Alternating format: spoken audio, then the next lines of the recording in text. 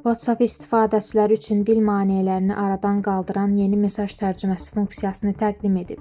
Yurtmedia xarici mətbuata istinadən xəbər verir ki, proqram istifadəçiləri üçün mesajları dərhal müxtəlif dillərə tərcümə etməyə imkan verən yeni funksiyanı tədricən yaymağa başlayıb.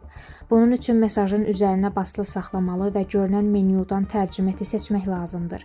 Android istifadəçilərinə bütün söhbət üçün avtomatik tərcüməni aktivləşdirmək imkanı da təklif olunur. Tərcümə cihazda həyata keçirildiyi üçün istifadəçi məxfiliyi qorunur və funksiya dil paketlərini indirdikdən sonra daha sürətli işləyir. Yeni funksiya təkcə fərdi söhbətlərdə deyil, həm qrup söhbətlərində, həm də kanal yeniləmələrində əlçatan olacaq. Bu funksiya ilə WhatsApp daha geniş kommunikasiya şəbəkəsi qurmağı hədəfləyir. İlkin olaraq türk dili də daxil olmaqla geniş dil siyahısı iOS-də də dəstəklənir. Hazırda Android-də daha məhdud sayda dillər mövcuddur.